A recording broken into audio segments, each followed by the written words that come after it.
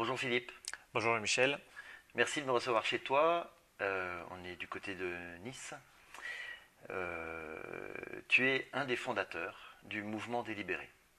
Est-ce que tu peux te présenter rapidement et puis commencer justement par le début de l'histoire du mouvement? Alors je suis Philippe Letertre, je suis chirurgien à Nice. Donc le mouvement a commencé sur une page de médecins. J'ai fondé le réseau social de médecins qui s'appelle Les médecins ne sont pas des pigeons, qui a marché très fort au début. C'était en octobre 2012. Ouais. Et très vite, en fait, on explorait toutes les voies pour se libérer un petit peu de cette convention de la sécurité professionnelle, de la sécurité sociale qui était à titre professionnel. Ouais. Et on s'est rendu compte, en tombant sur quelques liens internet, vidéos de Claude Reichmann et de Bruno Gomez aussi, du sujet de la fin du monopole de la sécurité sociale. Donc à ce moment-là, on était trois médecins. Il y avait Jennifer Landry, Thomas Gagnon et moi-même. Et donc on a fait un chat très serré et on se disait que ce sujet était très intéressant et doublement important pour les médecins. Ça nous libérait de ce joug, de cette convention de la sécurité sociale qui devenait de plus en plus contraignante. Oui. Et à titre personnel, nous libérer de ces charges sociales où moi je commençais en 2012, après une installation de 2 ans, à avoir des rappels RSI URSSAF impayables, hein, tout simplement. Ouais. Donc, En fait, juste pour préciser, avec Jennifer et Thomas et toi, vous ne vous êtes jamais vus à l'époque de ce chat internet. Physiquement, vous n'êtes jamais rencontrés. non, physiquement, on ne se connaissait pas. Jennifer est du côté de Paris, toi tu es du côté de Nice, Thomas est plutôt dans le nord de la France, il me Thomas semble, hein. était de Lille, oui. Voilà. Donc l'aventure commence à cette Ben, époque-là. l'aventure commence avec beaucoup d'envie, beaucoup d'énergie, Mhm. beaucoup de questionnements, beaucoup de passion dans tout ça. Et on décide par l'intermédiaire de Thomas d'organiser un repas avec Claude Reichmann et Bruno Gomez. Bruno Gomez et Donc Jennifer et toi. Jennifer et moi-même, on D'accord. était tous les cinq donc dans un restaurant à Paris et Claude et Bruno nous racontent un petit peu ce qu'il en était du monopole de la Sécu depuis 20 ans. Ouais. Voilà. Donc nous, en fait, on venait juste de faire les manifestations de médecins à Paris contre l'avenant 8, hein, qui était la fin des compléments d'honoraires pour les médecins. Et le soir même, après ces manifestations, on discutait avec Claude et donc on a décidé de communiquer d'une manière large sur les pages des médecins et d'ouvrir une page propice à ce sujet. Et on l'a appelé à l'époque, et ça s'appelle toujours comme ça, Comment quitter la Sécu. D'accord. Juste avant, en fait, il y avait une page, enfin un groupe Facebook qui s'appelait donc Les médecins ne sont pas des pigeons. Oui. Pour revenir juste à cette époque-là, en quelques heures, le groupe Les médecins ne sont pas des pigeons a explosé. Oui, bon, j'ai ouvert donc un groupe, je me suis fait aider de collègues plasticiens, moi je suis Mhm. chirurgien plasticien, donc les noms connus de médecins que je pouvais avoir c'était des médecins plasticiens, ils m'ont aidé à administrer les premiers temps, et très vite j'ai voulu faire la place au plus grand nombre, et donc bon, entre Mhm. autres on a fondé avec d'autres médecins, l'Union française pour la médecine libre, qui a fait son chemin depuis. Et puis, en 4 jours, il y avait 38 000 membres sur le groupe. C'est dingue. C'est dingue, Incroyable. c'était difficile à administrer, c'est pour ça qu'on a passé aussi sur un mode de communication avec une page fan, c'est-à-dire que sur le groupe, il y avait tellement de communication que dès qu'on postait quelque chose, ça descendait Ça tout en bas, disparaissait, ça ouais. disparaissait. Et donc une page fan, on gérait un petit peu la ligne éditoriale, entre Oui, guillemets, oui, mais de ce qu'on pouvait essayer de résumer du mouvement. oui. C'est presque par obligation pour que l'information elle reste là en fait. Exactement. Ok, donc on revient en fait à comment quitter la Sécu. Donc cette page, elle est décidée par vous trois en fait, elle est administrée par vous trois. Thomas avait commencé à ouvrir un groupe et Oui, donc avec l'expérience des pigeons, je lui ai dit ne fais pas ça. oui. Donc il venait juste de l'ouvrir, il avait déjà 1000 membres, il m'a dit oui mais on va les perdre. Je lui ai fait non mais tu vas voir, à moyen terme ça va être beaucoup plus simple à gérer. Mhm. Donc on a fait uniquement une page fan pour comment quitter la Sécu. D'accord.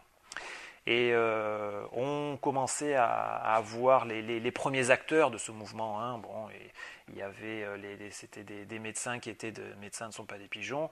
Et donc on a fait un chat resserré. Très vite est venu d'autres acteurs. On voulait surtout que ça ne soit pas que des médecins. Donc on a élargi au plus grand nombre. Il y avait une certaine réticence des collègues médecins à parler de ce sujet-là pour avoir la volonté d'élargir. Oui, il y avait une vraie réticence parce que la formation d'autres mouvements que j'ai cofondé voulait vraiment avoir un élan pour réformer la Sécu.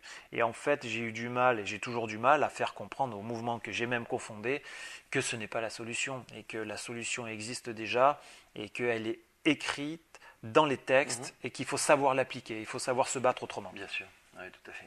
Voilà.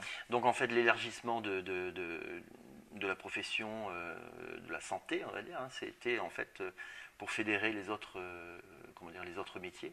Oui, c'est ça. Donc là, vous êtes parti avec le cheval de bataille de commencer les conférences.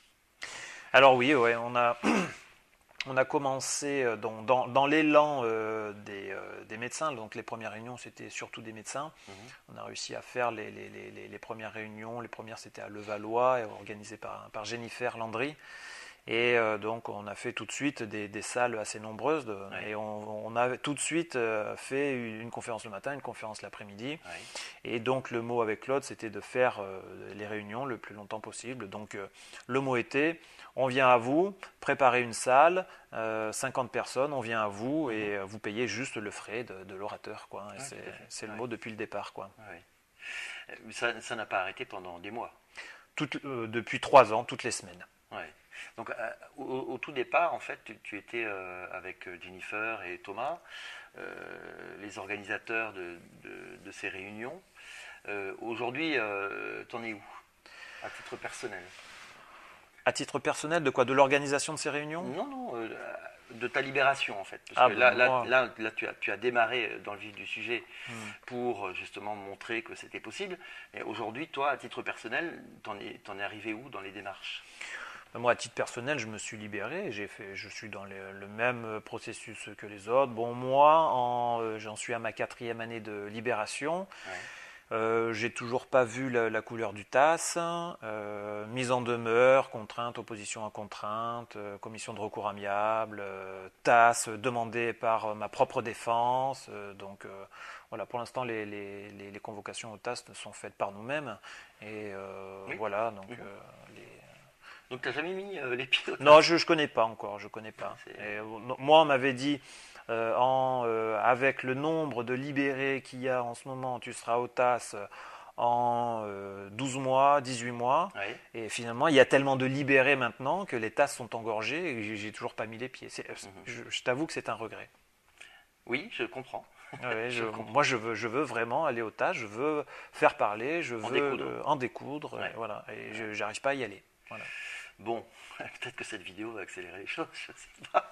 Bon, tu sais, avec toutes les réunions qu'on a faites depuis le départ, j'ai mon nom, les médecins ne sont pas des pigeons, Philippe Letertre et Claude Reichmann, dans toutes les ordonnances d'huissier depuis 2 ans ou 3 ans. Voilà. Et il s'est absolument rien passé avec ces fameuses ordonnances. Non, j'ai fait une convocation à la BRDA à Paris, j'ai fait mon interrogatoire pendant 4 heures. Mais, on explique ce que c'est que l'acronyme BRDA. C'est intéressant. C'est la brigade de répression de la délinquance astucieuse. De la délinquance astucieuse. J'ai même fait la BRDP aussi après, qui est le bureau juste à côté. Mais bon, c'est toujours pareil. C'est un mécanisme de, on va vous convoquer. Peut-être que ça mettra une petite pression. Peut-être que vous allez arrêter le mouvement. Peut-être que, tout en leur expliquant que on est dans notre droit. On arrive dans un bureau qui ressemble à un vieux bureau kolkhozien. Je m'en rappelle d'un capitaine de brigade qui n'était même plus sûr de son métier lui-même. Il pensait à une reconversion, on lui proposait des postes d'audit. Il se disait mais qu'est-ce que je vais auditer, parce qu'on est maintenant plus d'auditionneurs que de gens qui travaillent. On est dans une espèce de matrice qui ne comprend même plus, qui ne se comprend même plus elle-même, quoi. Ouais, tout à fait. Ouais. C'est très, très bizarre. Tu as un regard aujourd'hui sur le comportement des réseaux sociaux, puisqu'en fait tu manipules ça depuis des années. Qu'est-ce que tu penses de la philosophie de ce qu'est devenu le mouvement des libérés aujourd'hui, tel qu'il grossit, tel qu'il grandit? Quel est ton sentiment sur ce qui se passe actuellement? Depuis le départ, on essaye de faire la place à tous les meilleurs acteurs du moment. Ouais. Et ça a toujours été un petit peu le truc. Comme toi, c'est super, Jean-Michel, ce que tu fais depuis un an, ta participation, tes vidéos, tu es un acteur maintenant majeur du mouvement. Et ça a été vraiment, on a voulu faire de ce mouvement quelque chose d'apolitique. Hein. Oui. C'est primordial d'ailleurs. C'est primordial. On a tenté de faire des associations. Bon, il y a eu Liberté Sociale. Bon, ça a pris son chemin. On a voulu faire la place à ADC. Ça fait son chemin. Hein. Que tout le monde fasse son chemin. Hein. Il faut vraiment qu'il y ait un maximum de choses. Mais bon, je pense que le mouvement des libérés, avec sa philosophie, avec les réunions, avec Claude Reichmann qui va aux réunions, le seul qui puisse faire ça toutes les semaines depuis tant de... Voilà, ça marche comme ça. Et puis, on espère encore que des acteurs comme toi puissent fédérer d'autres gens on ne pourra pas, nous-mêmes, les 2-3 du départ, parler à tout le monde. Donc il faut qu'il y ait des noyaux de confiance comme toi qui fédérèrent encore d'autres gens. Des jeunes pousses qui... Voilà. Mais tu n'es pas une jeune pousse, mais tu as un noyau de confiance qui va encore... mais il y en a, de toute façon, parce qu'on les voit arriver, on voit des gens comme Christophe, Lolotte, bien sûr, Deb, etc. Mais moi, je suis ravi qu'il faut avancer les choses. Moi, je suis ravi qu'on me demande dans des postes, mais qui es-tu? Bon, voilà, c'est formidable, parce que bon, moi, je suis là, j'essaie d'administrer, j'essaie de gérer un petit peu les profils, de faire rentrer les bonnes personnes pour pas qu'il y ait de trolls, et je fais ça aussi sur les pigeons. Donc, pour moi, c'est très chronophage pour moi, donc je suis plus là à la quintessence du juridique, hein, parce que je fais un peu ce travail de sape, mais bon, voilà, c'est pour que les gens puissent le faire. Mais finalement, c'est une suite relativement logique d'un mouvement qui réussit, puisque ça veut dire que tout le monde reprend le flambeau. Il faut que ça nous échappe. Ouais, c'est ça. Il faut que ça nous échappe. Ouais, je suis assez d'accord. Bah écoute Philippe, merci beaucoup. Je vais faire comme d'habitude. Tu vas pouvoir t'adresser directement au mouvement, hein, pour que tu puisses leur dire ce que tu veux, hein, soit aux libérés, soit aux futurs libérés. Alors je t'en prie, tu regardes le fond de la caméra. Le dernier mot, c'est pour toi. Je t'en prie. Bon, déjà c'est un honneur de faire cette interview avec Jean-Michel, ici à Saint-Paul-de-Vence. Vraiment, il faut le faire, il faut se libérer. Je pense que de toute façon, c'est la seule façon de vivre un petit peu du fruit de son travail.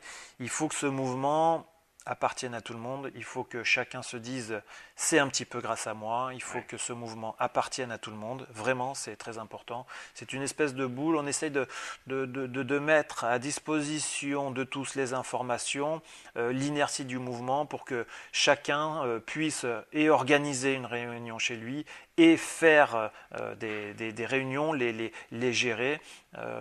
Qu'on ait un maximum de contact avec vous, c'est important pour qu'on continue à parler d'une même voix.